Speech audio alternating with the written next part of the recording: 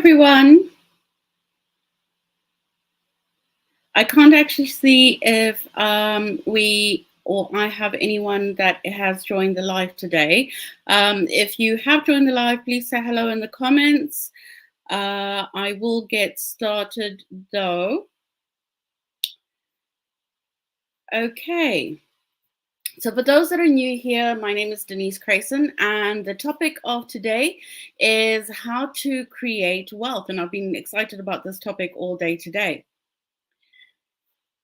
Before we actually delve into the topic, I had a question that I wanted to ask in what generates wealth.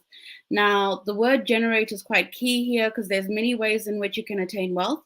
You can have generational wealth, so have it handed down through the family, having inherited wealth, or you can be lucky. For example, you can win the lottery. I'm sure there's many people that dream of that. I know I certainly do, but I never buy a lottery ticket, which is a useless strategy, actually. But if we look at the answer for that, and it is assets, and we'll be looking at the different types of assets in a minute, but assets equals income or generating income, which means wealth creation.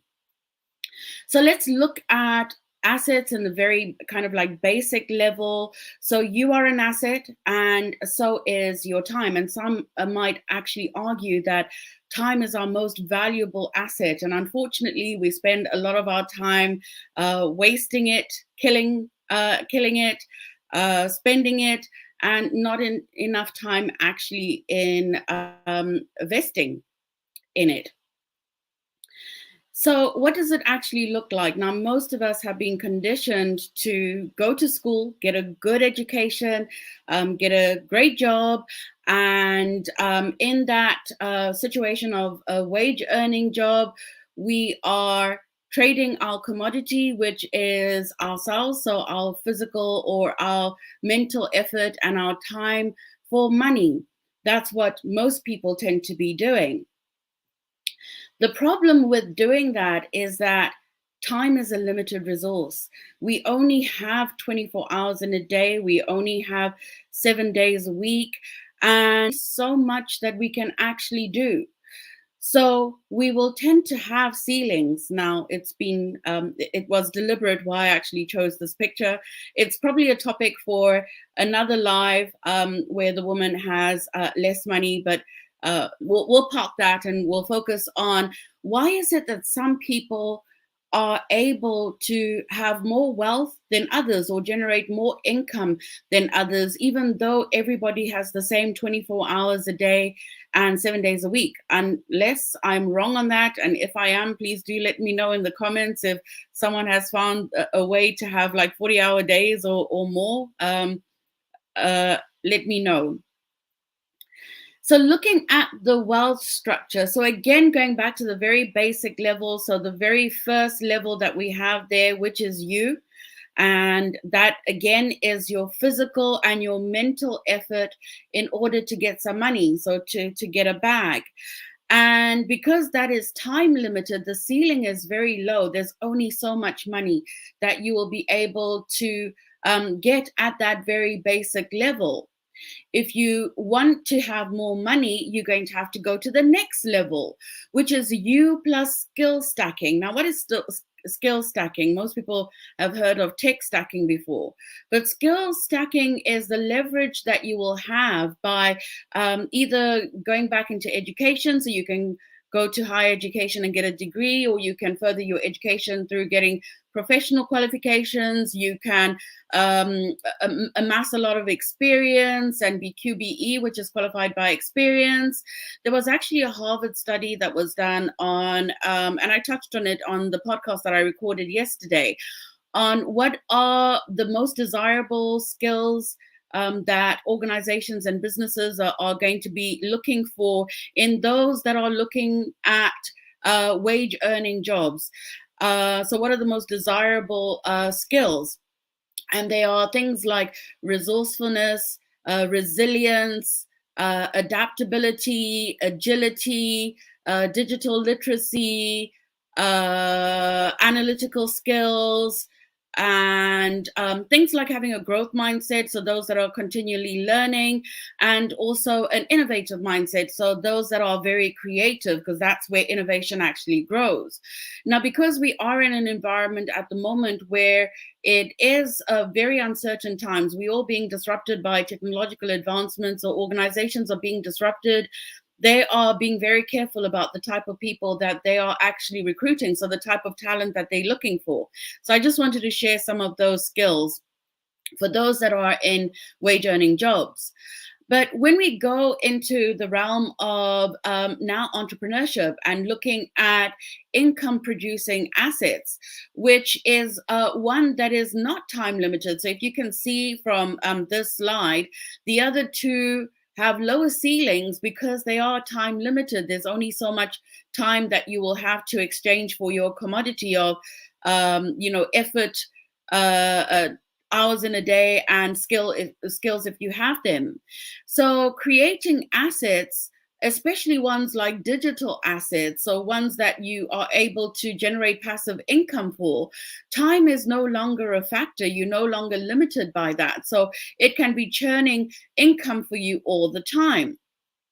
And if we go a level up with this one and go into the realm of like multiple income producing assets, your leverage increases even more. Now, I presume that a lot of people that actually like follow me are fellow coaches, and they may have a coaching program that they're doing. That's time limited because there's only so many customers or clients that you can actually have during that time. But if you were to multiply those assets, like having different offers, so perhaps have some of the coaching in a book, you could have a digital asset like a self-directed learning program that has pre-recorded videos, and then you can also have your high level like high touch program, your masterminds and the like, which would obviously be priced differently because this is where now your time commodity is being used the most. Whereas creating other types of assets, the kind of like usage of your time is only at the very beginning, and then it becomes passive income generation after that. And then at the very last stage here, we have innovation. And this is where things really take off. So if you are someone that has discovered something magnificent, that the world is excited about, now this is where you can really go into the realm of, being I don't want to say multimillionaire, because we now kind of like in the space where there's some people that are making £1 million in a month. So let's go into the billionaires and trillionaires. So what can we actually learn from that wealth structure? And to make the kind of wealth that can change your life, you need to get more leverage. So you can always make up in leverage what you lack in ability. And ability, I'm not just talking about skills, I'm also talking about the ability to have more time. And also, the more assets you have, the more income you make. So if you have more products that or services that you can actually sell, then the more of them that people can consume and you can generate revenue from or income from. So the exciting thing for me is that you'll notice that this chap features in all my slides. So he's on there again today, and you don't get paid on the level or difficulty of your physical effort. Thank goodness for that. You get paid on the level of skill, and this is something that we can all attain. So it's not dependent on how much how strong you actually are. We can all actually get some skills and level up on that. So what this is telling us is that leveraged work is better than laborious work. So I want you to keep that in mind. So what do we need to do to create the right leverage? And I'm worried because I think that we might be running out of time here. But before I actually do that, I just wanted to show a comment that we've actually had from Ria. Thank you, Ria. Innovation is where it's at. Definitely. This is where we can actually be in the space where we can generate a lot of wealth. So, what do we actually need to create the right leverage? And the answer is mindset. Mindset is absolutely key. And the best way that I could explain it was in an infographic. So I'm going to actually show you that in a minute. But first, I wanted to say, and we all know this, that you can have mindset by design or default. So default is we all have a mindset, and it's something that could be formed from your conditioning, formed from your experiences, and we could be quite passive in terms of what that mindset actually is if we don't take the time to actually stop and reflect on it, to actually say, well, do I have the right mindset that I actually need to be able to execute on being able to generate wealth? So you could have a great idea, you could have a fantastic idea. And last week on the LinkedIn Live that I did, I was talking about organization and how if you're not organized to explore and exploit, that can also be problematic because you won't have the right tools and skills that you will actually need to be able to execute on it. So you can actually design a mindset, but when would that be valuable? When would that actually be key? And I'm just going to bring another comment here from Ria, which is everyone is worried about how we can compete with technology of AI, but we have something that's still valuable and we've had it all along, and that's our mindsets. Absolutely. And certainly before they start creating mainstream autonomous kind of like AI, I'm not too worried about it at the moment. So people are always telling you, don't worry, AI is not going to steal your jobs, or perhaps they're telling you they are going to steal your jobs. I can't say whether or not they are, but what I know for certain is that even if AI doesn't steal your job, a person that uses AI can. So, the digital literacy that I mentioned before in the Harvard study that shows that organizations and employers are actually looking for people that have that. That's something that you can use for skill stacking. So definitely do check out. We do have a course on www.mysenseihub.com, which is called AI Powered Startups. And in this course, it's kind of like the instructional design is for beginners. It's for those that haven't used AI before, but and takes you through like the different types of skill sets and tool sets, and applies it to the AI as well to show you how you can actually optimize as much as possible. So definitely check that out if you're an entrepreneur that's looking to optimize with AI, or even if you're an employee and you're looking to get skills in AI and how you can add value to your organization.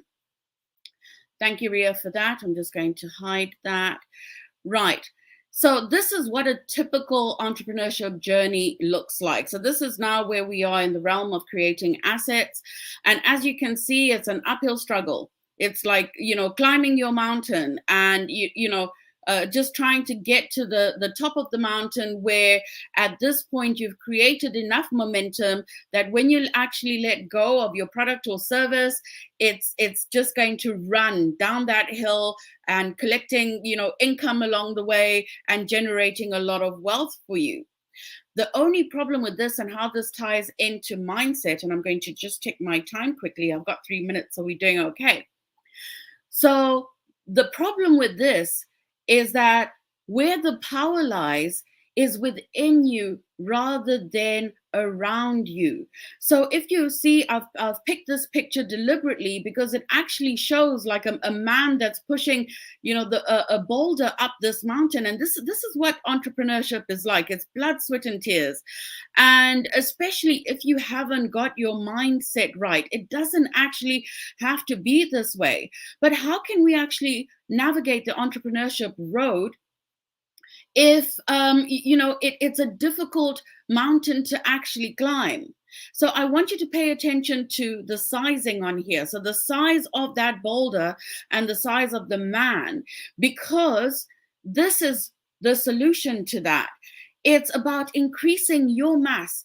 If you are increasing who you are on the inside and actually growing your mindset, so it's not about working harder or about how tenacious you are and you're never giving up, even though your boulder is bigger than you are. What you want to be is bigger than the boulder.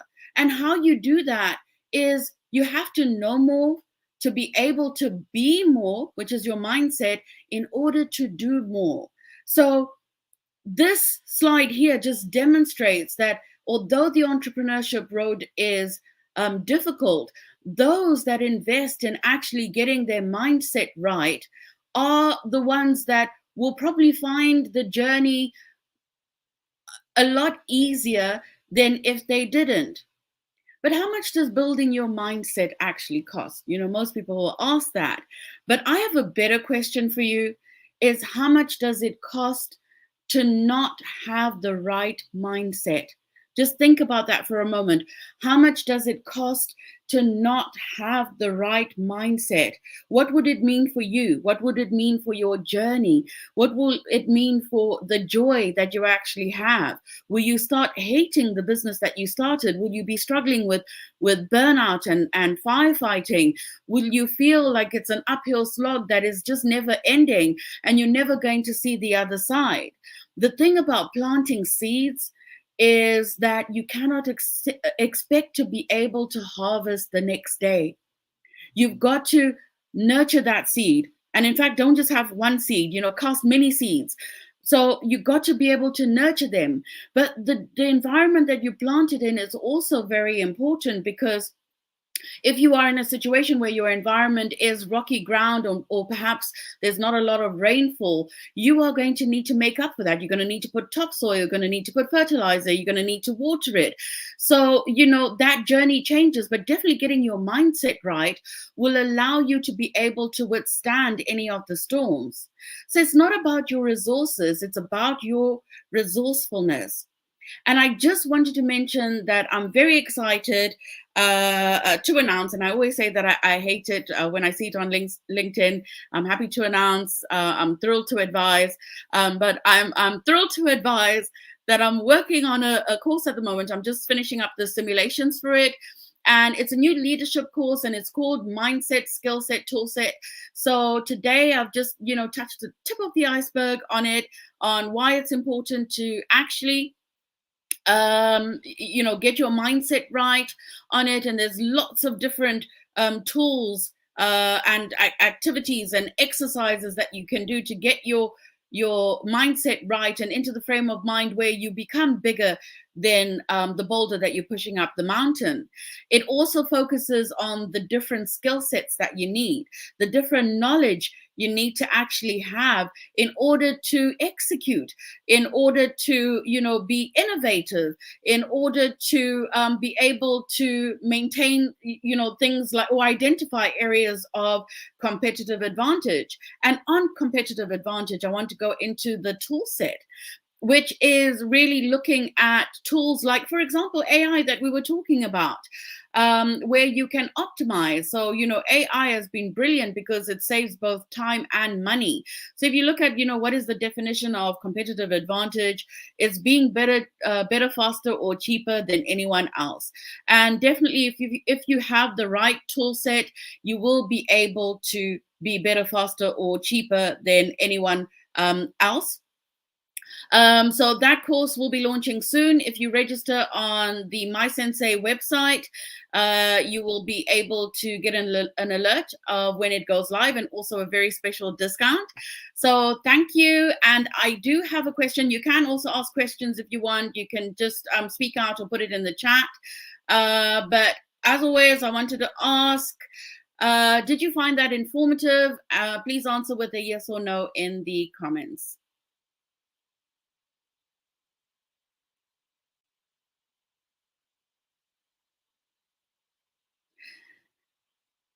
Thank you, everyone. I hope to see you again next week for hopefully another informative session. There's always a time delay. I see that there is um, a message that is coming up here. So thank you very much for that, Ria. We're going to be ending the session there for today. So thank you very much for attending. Again, if you want to know more about what we're actually doing at MySensei, the website is www.mysenseihub.com. And you can do /coaching, or you can do /courses, and it'll take you to some of the courses that we actually have at the moment, and they're all around leadership and mindset, and especially geared for entrepreneurs and founder-led businesses. But thank you very much, everyone, and hope to see you next week.